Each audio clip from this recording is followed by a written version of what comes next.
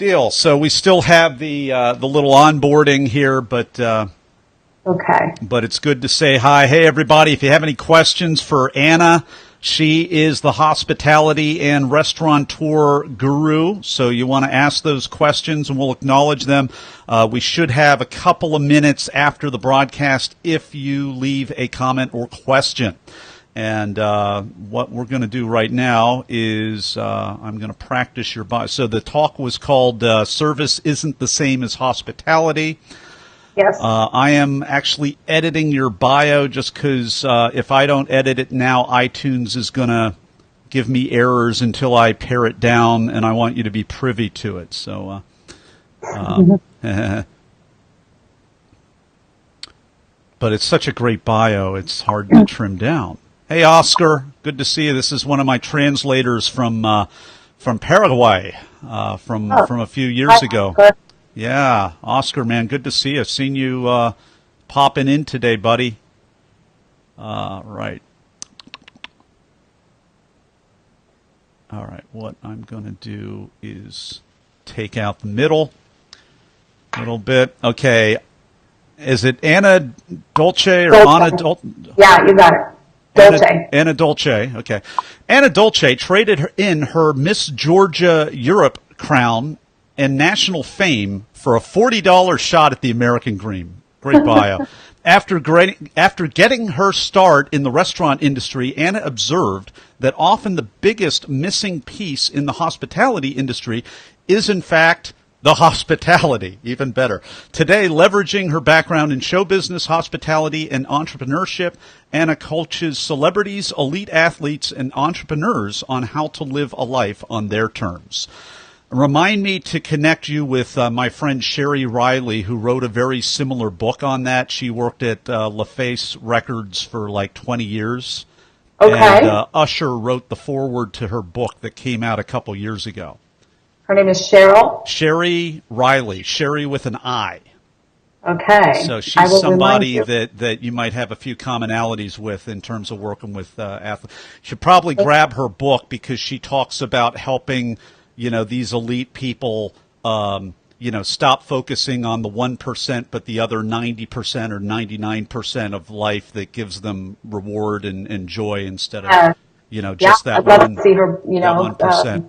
Her book, yeah. Yeah, I think Penguin published it a few years ago. So Oscar says, good to see you. Oscar, buddy, it's always good to see you, my friend. Let's see here.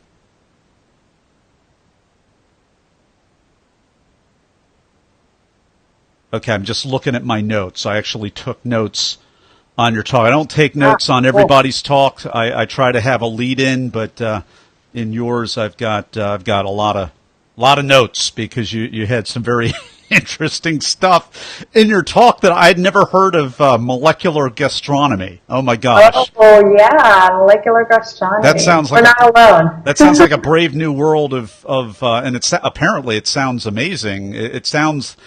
It sounds like it shouldn't be amazing, but you raved about it in your talk. So, yeah, go figure. Very interesting. Yeah. All right, Facebook Live. That might be a good question to ask in case we don't get to it in the interview. I need to onboard you. Hopefully, I remember to send you the video, the onboarding video, Anna. Okay, I'll remind you. Oh, well, no, I should have already sent it to you. It sounds like I might have forgotten. So here's all it is. So first 2 minutes, I'm going to ask you, take us behind the talk. I'm going to introduce you, set you up. Service, your TEDx talk is service isn't the same as hospitality. Say a couple things, take us behind the talk. Give us the big picture summary of your talk, just 2 minutes for that, because then we want to go deeper. It's not a performance. It's not even a rehashing of how you got on the stage or your talk itself. All the things that you didn't have time to talk about, I'm going to try to pry into that stuff. That's okay. All of the 50 hours that the average person did, giving a good TEDx talk, and yours is a very good TEDx talk. This is our chance to talk about some of those other things. And then we're going to pivot in the blitz round after our conversation. For about 10 minutes, we'll have a conversation. I will stay true in integrity with the spirit of the conversation we're about to have. That means also that I don't know what I'm going to ask you, but it's not. I'm not going to hijack it and ask you crazy. What do you think of the president, or any of those types of questions? I'm going to stay in integrity with the spirit of the conversation. Then we go into blitz round. That's where I'm going to ask you: did you memorize or did you improvise? Were you selected or did you apply? I'm going to ask you those kinds of questions, and that's where we pivot. And you really can speak and give advice to Talk Universe who are listening, who want to get on their TEDx stage someday and give their talk and change the world just like you did. So, and then the final word of advice. And then we're done. It's the fastest 15-minute interview you've ever had. And don't be thrown. I have an ad spot for the blitz round and also for the final word of advice. So I'll say, in a moment, we'll be back with the final word of advice. And then I'll shut up and I'll be like, we're back with the final word of advice. So that's your cue at that point. Okay, and it's only 15 minutes. It's really only 15 minutes because, I think your time slot, I think you signed up for a 29-minute time slot, and they're really 40-minute time slots at this point. They're still 40 minutes. In July, they will all be turned over, but I'm practicing kind of streaming. That's why I'm being a little extra talky, because we have a little bit more time than you think. But yeah, it's only a 15-minute interview. Sometimes goes closer to 20 minutes, so. Cool. You lead it. I'm following your lead. So. All right. Yeah, that's what we do. Good. That's what we do. I got to make sure I got my seltzer here. We're good. Good to go. Wet the whistle. Good to go. Yeah. Any other questions, comments, concerns? No, I'm ready. I mean, I like off the cuff questions. Mm-hmm. So go ahead. If you don't know what you can ask me, even better. Well, and I don't let people come up on the show after they show me all their notes that they're going to use. I'm like, no, that's not what this is for. You give another TED talk if you want to do that and memorize your notes and get all freaked out. No, you've already done it. You're all good to go. That's a rookie. Don't be a rookie. Yeah. Yeah, for sure. All right. Well, we are good to go, and we are live in 3, 2. We are live with AnnaDolce. Anna, are you ready to talk? I am ready, Nathan. Bring it on. AnnaDolce traded in her Miss Georgia Europe crown and national fame for a $40 shot at the American dream. After getting her start in the restaurant industry, Anna observed that often the biggest missing piece in the hospitality industry is, in fact, the hospitality. So today, leveraging her background in show business, hospitality, and entrepreneurship, Anna coaches celebrities, elite athletes, and entrepreneurs on how to live a life on their terms. AnnaDolce, welcome to the talk. Thank you, Nathan. Thanks for having me. Your TEDx talk is called Service Isn't the Same as Hospitality. I love how you really succinctly summarize it. You said we've taken the process and we've put the process over people at this point, even in the restaurant industry. And now as a result, people feel processed, permitted, and tolerated instead of welcome, desired, and included. Anna, please take us behind the talk. Yeah, let's look. I mean, behind the talk as far as how did the talk happen? Just summarize the talk. That's the lead in. Yeah, that's my really takeaway. I really felt that, anywhere you go, and I live in Miami, which Miami is notorious for zero hospitality. And I'm not saying it's not happening at all, but it's very seldom that you actually feel included, invited, and welcomed to a business. A lot more often we feel processed, just like you just said, and just like I said in the talk. And what prompted me to talk about this is because I coach restaurant owners, and what they do is usually they focus on they call it service, and what they focus on, how are the mechanics of it executed? Mm-hmm. And they completely skim over the emotional, the human part of the service, which is hospitality. So I felt like it needed to be dissected and kind of pointed out what hospitality is and what service is and what each of it is not. Well, and you said it so succinctly, and I'm stealing your thunder, but it's just the notes I took from your talk. I love it. Service is a skill. Hospitality is a spirit. Yes. That says it all. Service, yes. So service is the mechanics the how-to part of anything we do. So for me to get on this podcast and put the microphone on right now and talking to you, or you doing the same thing, you're running the show, the mechanical and logistical parts of this podcast is the service, is how you deliver it, right? Delivery part of it. But how are you making me feel by welcoming me to the podcast, giving me the rundown of how it's going to go, and scaring me that you're not going to know what you're going to ask me? Believe it or not, that's hospitality. You just exemplified hospitality to me right before we went on live. And you're going to do it throughout this podcast, I'm sure. So I think there are two very, very important components of how we handle our business, our lives, because it can be, it's part of life as well as business. Well, for sure. And now you're making me nervous because this is getting real meta here, Talk Universe, because it really is. And that is the challenge, is keeping all the parts moving and doing it with a smile and keeping some degree of warmth in the mix. And Talk Universe, I'm going to pivot it right over to you because Anna made this about me. And right now, we're going to make this about you. What are you doing? If you are an event planner, if you are a speaker, if you're a coach, if you do events, no matter what you do, if you're a healthcare, if you're a nurse, if you're a physician, if you own your own insurance agency, what are the extra touches that separate you from everybody else, that keep you from being a commodity? This is so valuable for every single person, because not only do we need to be competent, not only do we need to be the best at what we do, we also have to have the emotional intelligence to be able to do it very well. And that's really, in a world of experts, what sets us apart. How would you say Correct. That differently? Yeah, or what I absolutely would you add? agree with you. And I think emotional intelligence is actually more important than technical skill, believe it or not. And I'm not saying you need to be a surgeon that is good with people and not know what to do in a surgery room. That's not what I'm referring to. But if you don't have the bedside manner, I'm sorry, but you are not valuable as a doctor. Just like my mother was telling me last week, she went to 3 doctors and then ended up with she selected one of them because of how he treated her. I mean, she doesn't know their medical skills.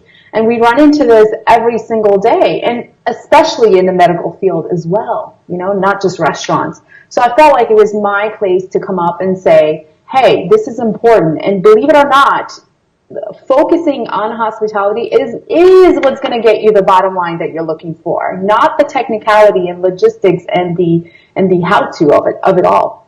Well, and I think maybe another way of saying this is our world is becoming so optimized.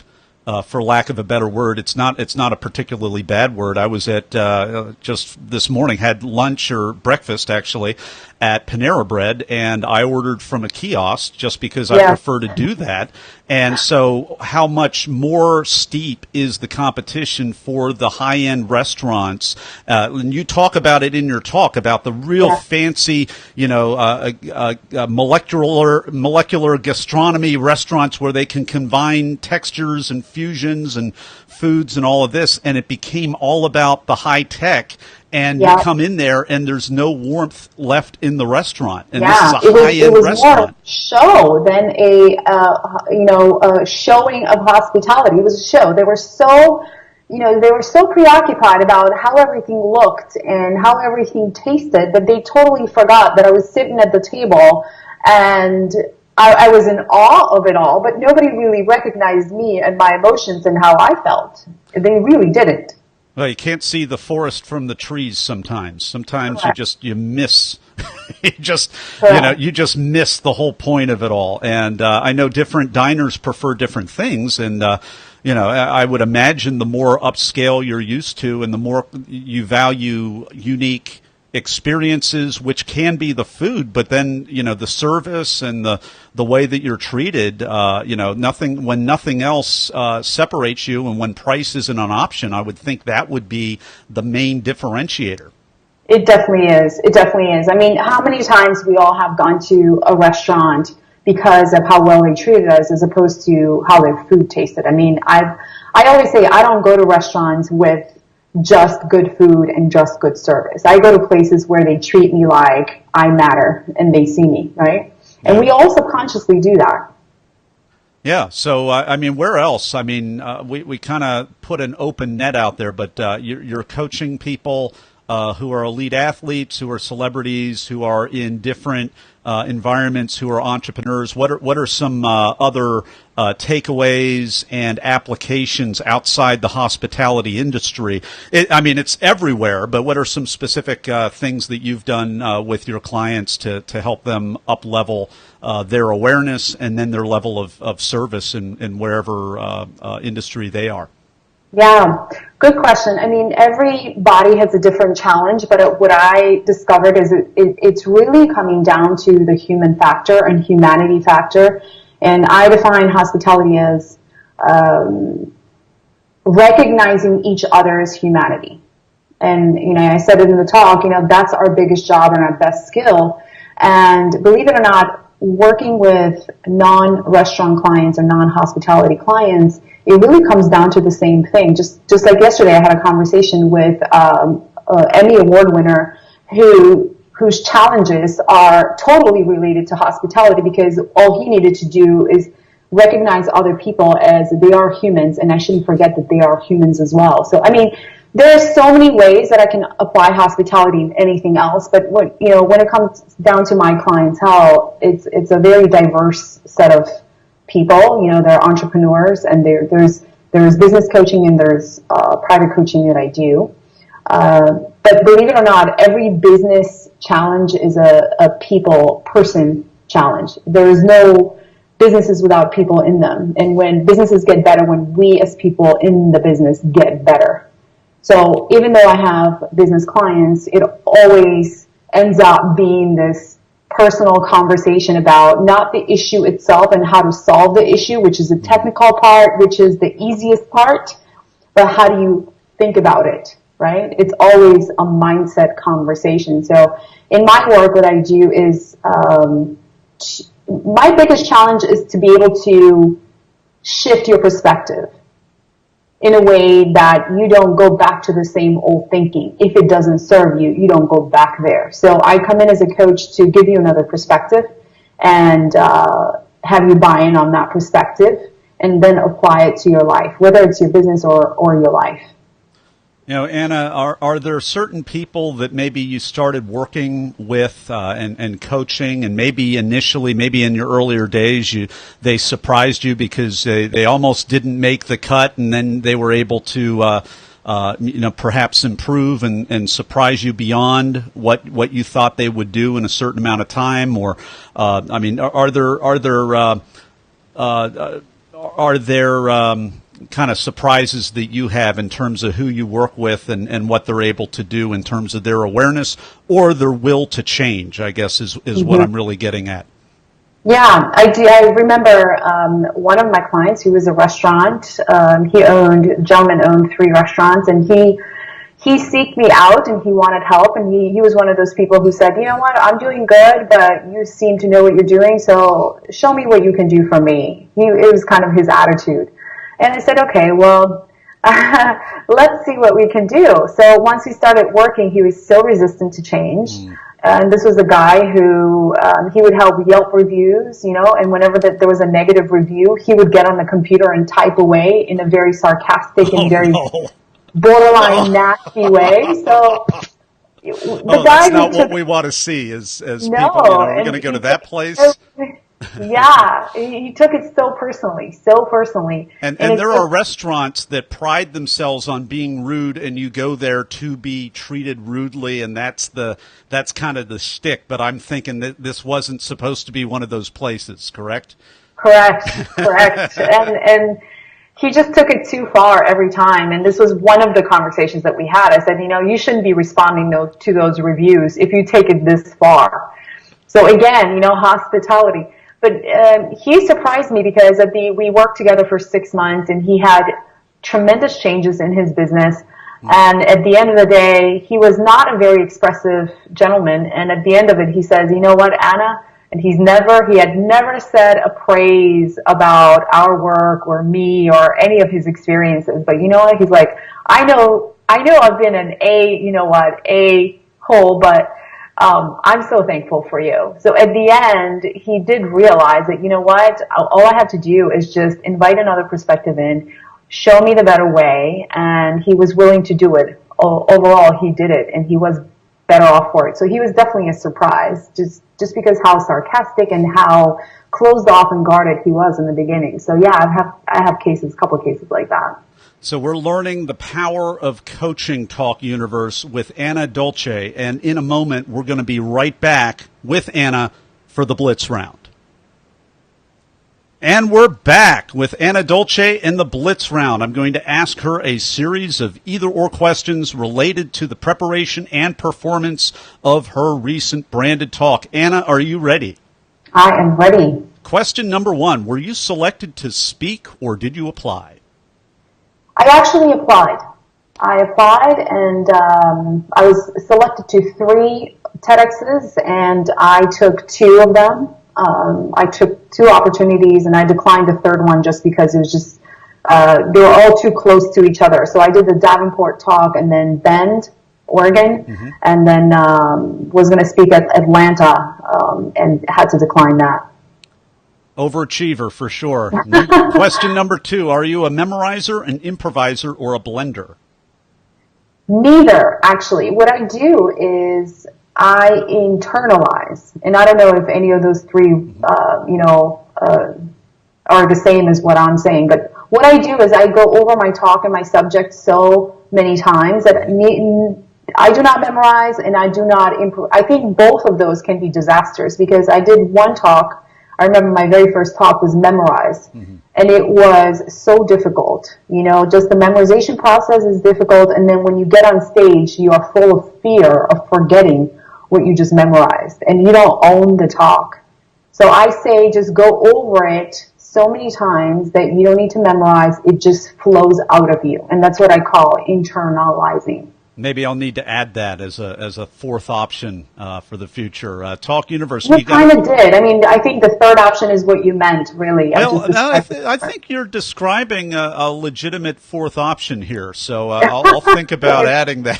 See? Add the new perspective. In the future. You know, Talk Universe, it's really important, and I'm listening to Anna on this because she's given multiple talks and she's been accepted at even more. So, I mean, and she gives good talks. I mean, watch the talks in the show notes. I'm going to tell you in a moment here how you can do that and where you can go to find that. And you need to know yourself. You need to know how you process. You need to be able to kind of describe that a little bit. And I think you might be on to a 4th way right there. That isn't. I mean, I think a blending is what I normally would categorize that, but listening to your explanation, might just be a 4th option there. The talk becomes you. You know, you don't do anything with the talk. It becomes a part of you and it flows out of you. That's the result that you're going to get. And that's what you want on stage because you want to be as comfortable and confident as you can be on stage. And the only way you can do it is when the talk is yours. You own it.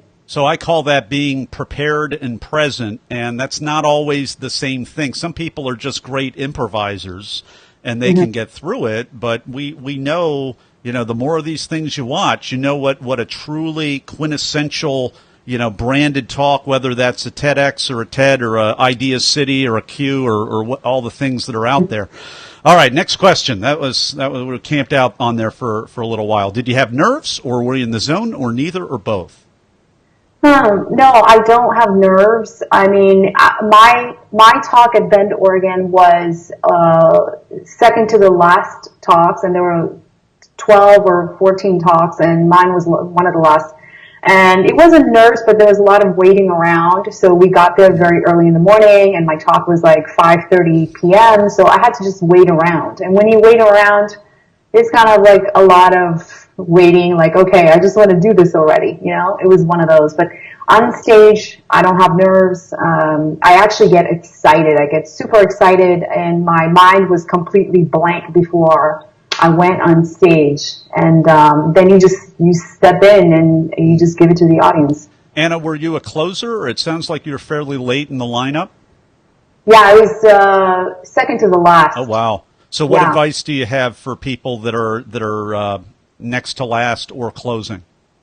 I don't think there is a bad spot to be in. You know, some people, when I was giving the talk, other speakers were kind of judging their own spots, like, oh, I'm so glad I'm last. Oh, I'm so glad I'm first. Oh, I'm so glad I'm in the middle. And they were just justifying, like, oh, okay, this is a good thing.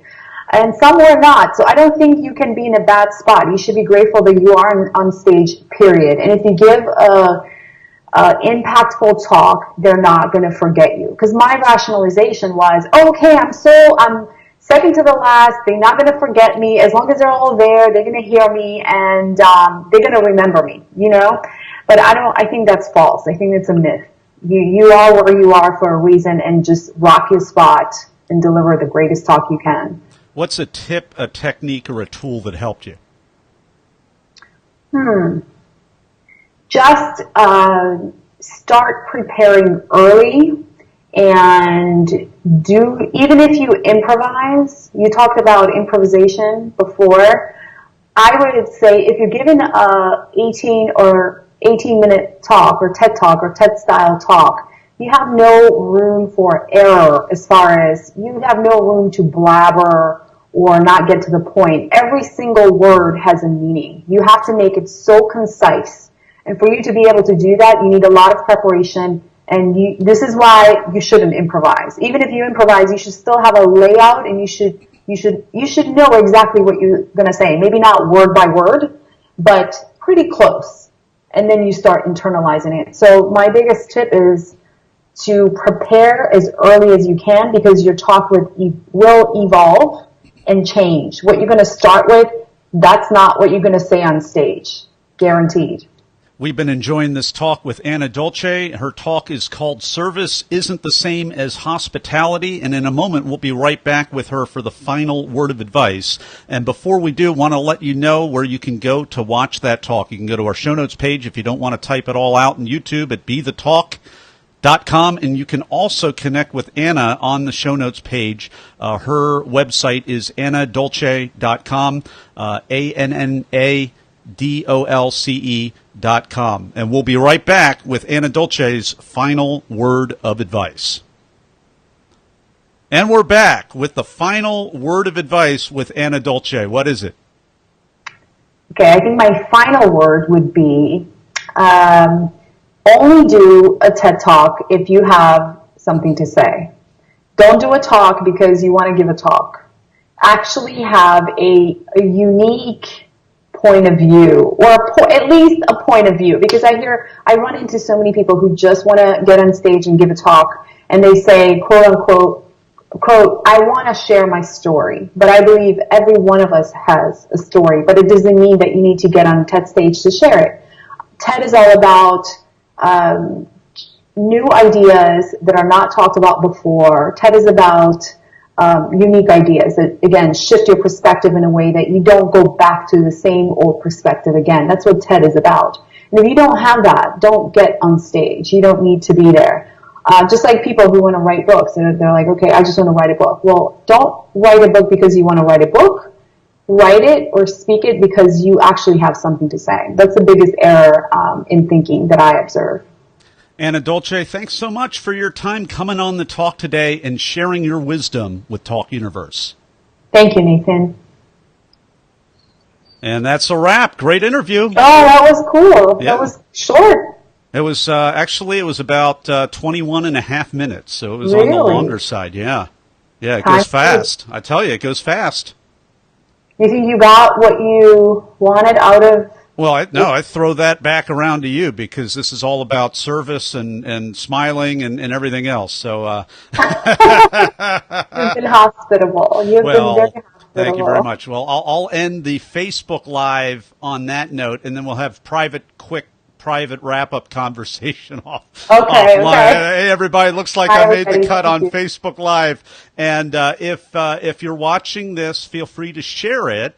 And feel free to ask a question. I know Anna will probably be looking at this afterwards. She'll be able to respond to any questions. And actually, if you have a restaurant, or if you're doing anything that involves, which is everything involves hospitality, a really easy way to sneak in some expertise Q&A on your part. So I would ask the question. Take care, everybody.